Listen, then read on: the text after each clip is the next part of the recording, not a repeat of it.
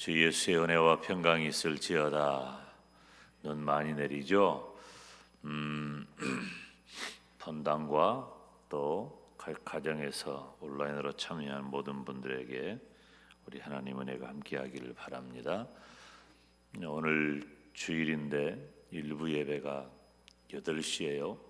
그래서 새벽 예배 마치고 잠깐 있다가 또 일부 예배 오시는 성도님들이 있고, 이제 우리가 이렇게 1부, 2부, 3부 나누지 않고서는 지금 요즘 방역 수칙대로 예배드리기가 쉽지 않습니다. 더구나 민감한 시기이기 때문에 이렇게 성도님들이 공적 예배를 참여하기 위해서 애쓰는 것, 여러 가지 면에서 그렇지 않아도 쉽지 않을 텐데 담임 목사로서 많이 격려하고 또 한편으로는 또 축복을 하고 하나님의 은혜가 임할 줄로 믿습니다.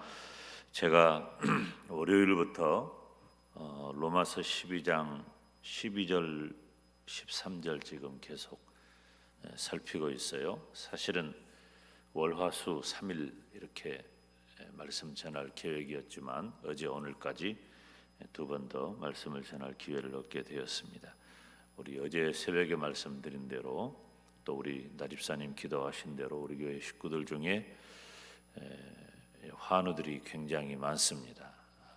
특별히 우리 서영문 목사님 사모님 위해서도 많이 기도해 주시기를 바랍니다. 여기 오늘 이 말씀을 보기 전에 잠깐 우리가 기본적으로 이해해야 될 것이 한 가지 있습니다. 그게 뭐냐면 바로 바울 서신의 구조에 대한 이해예요. 바울이 이제 신약 성경 가운데 가장 많은 성경을 기록한 분이죠. 그래서 바울 서신을 13권 혹은 히브리서까지도 바울 서신이다. 저는 개인적인 견해로는 히브리서를 바울 서신이라고 저는 그렇게 여기고 설교를 합니다. 그것은 저자가 굉장히 중요하기 때문이죠. 어찌됐든 이건 학자들의 견해가 다른 부분이 있기는 해요. 근데 이 대체적으로 바울 서신의 구조가 어떠하냐면 전반부에는 진리에 대한 말씀, 믿음에 대한 말씀을 기록을 합니다. 왜냐하면은 바울 서신을 받는 이 수신자들, 바울의 편지를 받는 수신자들이 대체적으로 성도들이었고, 초대교회 성도들에게 가장 중요한 것은 예수님이 누구시냐, 우리의 구원이 무엇이냐, 어떻게 우리가 구원을 받느냐라고 하는 거예요. 그래서 바울 서신을 보면은 하나님, 예수님, 성령님, 그리고 특별히 예수님에 대해서도 예수님의 부활, 이러한 내용들이 많이 증거되어 있죠. 왜 예수님의 부활이 강조되었을까요? 바울 서신에 보면은 우리들은 예수님의 동정녀 탄생에 대한 얘기를 많이 하는데, 믿음에 대해서 말할 때 바울 서신에는 동정녀 탄생보다는 부활 얘기가 훨씬 많습니다. 동정녀 탄생 얘기는 거의 언급이 하지 않아요. 그것은 그때 당시에 예수님의 부활이 지금부터 2000년 전 그 시대에는 헬라 철학이 지배하고 있던 시대이기 때문에, 그리고 그 영지주의를 비롯해 가지고 그 헬라 철학이 지배하던 시대에 가지고 있었던 중요한 사상이 이원론 사상이에요. 그래서 영은 선하고 물질은 악하다. 그래서 사람의 죽음이라고 하는 것을 악한 물질에서 벗어나 영혼이 비로소 자유롭게 되었다라고 하는 개념으로 이해하고, 우리가 잘 알고 있는 당시 헬라 철학자들의 사상 가운데서도 바로 영혼 불멸설을 가지고 있는 사람들이 많이 있어요. 그 사람들이 천국을 말한 것은 아니지만 영혼은 영원히 불멸한다. 그래서 육신을 벗어나서 영혼이 이제 자유롭게 되었다. 그런데 예수님이 부활했단 말이에요. 부활했다는 말은 영혼을 떠났던 육체가 다시 육체 안으로 돌아온다는 말이기 때문에 당시 철학으로서는 이해할 수가 없는 거죠. 왜 악한 육체로 선한 영이 다시 들어오냐, 이해를 못해. 그래서 바울 서신에 보면 부활을 강조한 면이 있어요. 대체적으로 이런 내용이 전반부에 기록이 되어져 있고, 그리고 후반부에 가면 바로 그렇게 우리에게 믿음이 있다면 우리가 어떻게 살아야 할까라고 하는 삶의 문제에 대해서 기록한다는 거예요. 그러니까 바울 서신은 바로 믿음과 삶이 균형을 이루는 구조를 가지고 있어요. 이것은 굉장히 중요한 거예요. 김 목사가 한결같이 강조하고 있는 것은 바로 믿음과 삶의 문제입니다. 믿음은 삶으로 드러나야 한다. 삶으로 드러나지 않는 믿음은 위험한 경계에 있다. 심지어 저는 삶으로 드러나지 않는 믿음에 대해서 그것은 가짜다, 거짓말하는 것이다, 그렇게까지 제가 표현을 하는 거죠. 이 로마서도 마찬가지예요. 1장부터 11장까지는 그런 믿음의 모든 원리에 대해서 기록을 하고 12장 이후 15장까지는 바로 그런 믿음을 가진 성도는 어떻게 살아야 할까, 삶의 문제를 기록하고 16장 마지막은 바울이 이제 로마에 있는 성도들에게 개인적인 안부와 문안하는, 그리고 인사하는 내용으로 로마서를 마치게 됩니다. 그럼 오늘 이 로마서 12장은 바로 그 믿음을 가진 성도들이 어떻게 살아야 할 것인가라고 하는 삶의 문제에 대해서 기록하기 시작한 첫 장이에요. 그래서 1절, 2절에는 예배에 대해서 언급을 하고 그 이후에 하나님이 주신 은혜로 우리가 어떻게 살 것인가.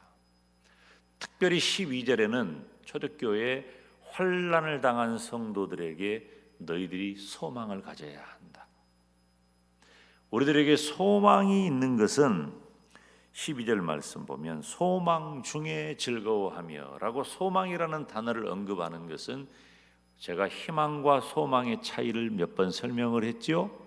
희망의 초점이 나에게 있다면 소망의 초점은 하나님에게 있는 거예요. 다시 말하면 우리의 희망은 그렇게 되기를 원하는 것이지만 하나님께서 우리에게 주신 소망은 그렇게 된다는 분명한 소망, 우리를 구원하신다는, 그리고 무엇보다도 초대교회 성도들이 그렇게 원하는 예수님께서 분명히 다시 오신다는 소망이 우리에게 있다면 우리는 즐거워할 수 있다.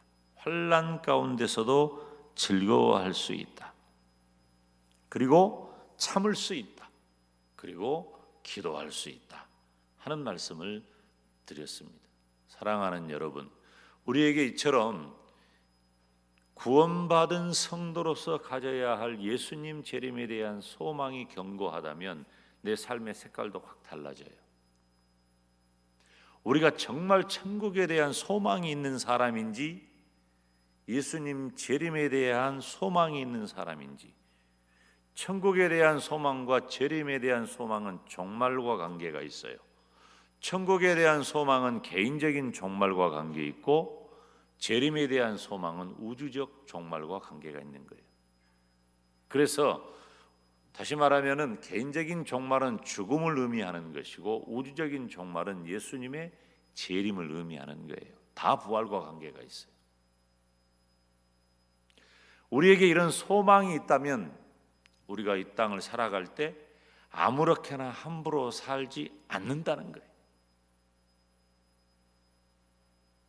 제가 얼마 전에도 설교할 때 한번 그런 언급을 한 적이 있죠. 어떤 회사에서 그 2천억 넘는 돈을 이제 개인적으로 이렇게 못된 짓 해가지고 다 잡혔죠. 요즘은 다 잡힙니다. 요즘은 다 잡혀. 이 세상의 눈도 얼마나 다 우리를 들여다보고 있는지 몰라요. 다 잡혀요. 안 잡힌 사람이 이 말 들으면은 웃겠지만은 이 수사하는 분들 얘기를 들어보면은 다 잡힌대요. 다 잡힌다고 보는 거예요. 뭐 그렇게 하고 안 잡힌다고 생각한 것도 이상한 거지.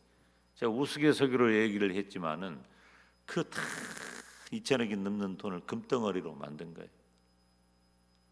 금덩어리 가지고 천국 갈 수 있어요? 그 사람은 천국에 대한 소망이 없기 때문에 그 짓을 한 거예요.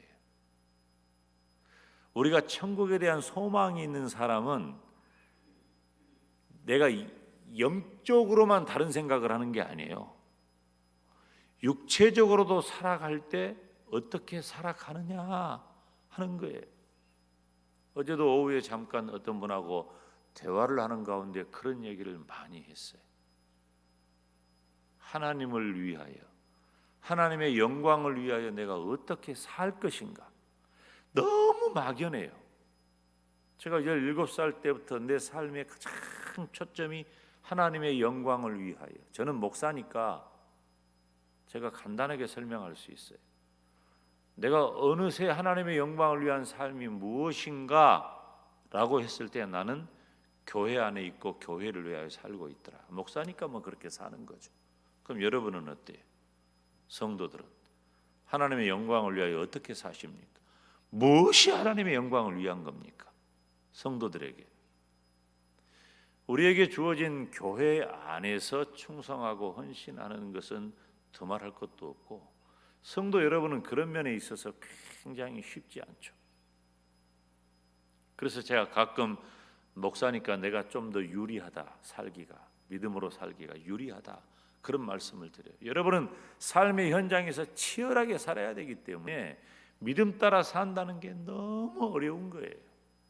그런 의미에서 담임 목사로서 우리 성도들을 끊임없이 기도하고 또 격려하는 것입니다. 여러분 어때요? 하나님의 영광을 위해서, 우리가 하나님의 영광을 위해 살 수 있는 것은 두말할 것도 없어요. 이 땅으로 끝나는 존재가 아니라 우리에게는 천국이 있고, 우리 주님께서는 언젠가 다시 오시기 때문에 다시 오실 우리 주님의 날에도 우리가 영화로운 존재가 되어서 변화한다는 것을 분명히 믿는 그 소망이 있는 사람은 이 땅에서 내게 주어진 것에 대한 가치가 다르다는 거예요. 주어진 것에 대해서 많으면 많을수록 좋다는 것이 우리들의 일반적인 생각이지만, 잠언에 기록하고 있는 아굴의 기도를 보면 많은 것만이 좋은 것은 아니에요. 많으면 하나님을 모른다고 교만할까 두렵다고 했어요. 너무 없으면 도적질할까 두렵다고 했어요. 그래서 부하게도 마옵시고 가난하게도 마옵시고 오늘 나에게 일용할 양식을 주옵소서. 이게 소박한 기도 같지만 굉장히 고급스러운 신앙입니다. 이런 정도의 신앙을 갖기가 어려운 거죠. 오늘 본문에 있는 말씀 12절 13절에 있는 말씀을 보면 성도의 쓸 것을 공급하며 손 대접하기를 힘써라. 이 이야기는 소망 있는 성도에게 던져진 메시지예요. 너희에게 소망이 있느냐? 어떤 소망이? 천국에 대한 소망이 있고 예수님께서 다시 오신다는 소망이 있느냐?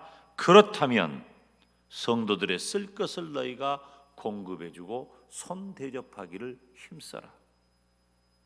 여기서 성도는 교회 공동체를 말하는 것이고, 손님은 누구냐면 바로 순회 전도자들.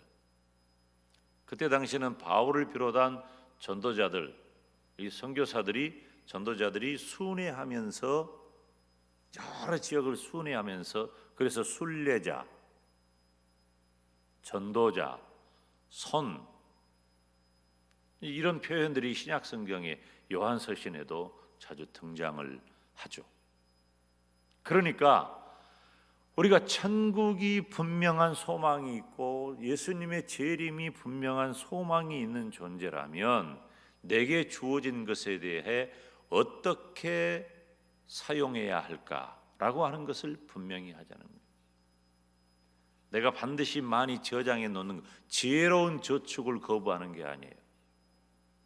필요해요. 그리고 우리가 살아가야 할 삶의 여정 가운데 하나님께서 우리에게 주신 것들을 잘 관리하고 운영해 나가는 것도 필요해요. 그렇지만 무조건 쌓아놓는 것만이 능사는 아니에요. 우리에게 소망이 분명하다면 나에게 주어진 것에 대해서 여러분 보세요. 소망 중에 즐거워해라. 소망이 있다면 환난 가운데서도 참아라. 소망이 있다면 항상 기도해라 하는 말과 함께 성도들의 쓸 것을 공급해라. 손대접하기를 힘써라. 이 말씀을 함께 하고 있는 거예요. 지금 굉장히 힘들고 어려운 계절입니다. 사실은 성도 여러분 개인이 쉽지 않은 계절이에요. 그렇지만 이러한 때 내 주변을 한번 돌아보면서 우리가 지난해 추수감사절 이후에 우리 교회가 일관적으로 지금 계속 해오고 있는 것들이 다 주변에 있는 형제와 이웃을 돌아보는 일들이 이번 설 명절까지 그랬죠. 지금 또 이제 2월이면은 새로운 학기, 새로운 학년을 준비하는 때입니다. 요즘은 우리 자녀들 등록금 한번 대학생들은 특히 마련하기가 쉽지가 않아요. 우리 주변에 이처럼 물질을 필요로 하는 분들은 너무너무 많고 또 주어진 것들은 제한적입니다. 저와 여러분이 따뜻한 마음을 가지고 예수 그리스도의 뜨거운 심장을 가지고 형제와 이웃을 보면서 뭐 다 내놓으라는 말은 아니죠.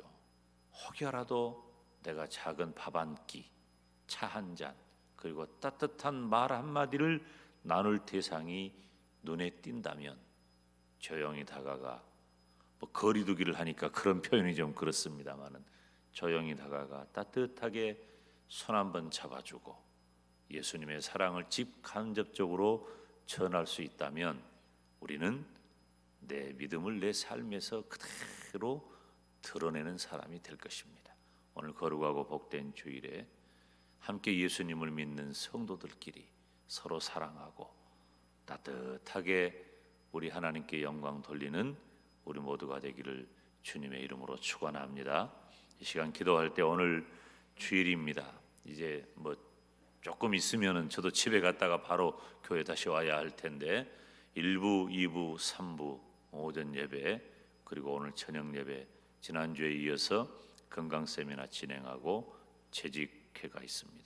오늘 주일을 하나님 앞에 온전히 맡기고 주일 지키는 신앙 갖게 해달라고, 그리고 오늘 주신 새벽에 주신 말씀처럼 내게 주어진 것으로 성도들의 쓸 것을 공급하고 손 대접하기를 힘쓰는 사람이 되게 해달라고 이 시간 다 같이 두 손 들고 우리 주님 이름 부르며 기도의 자리로 나갑니다.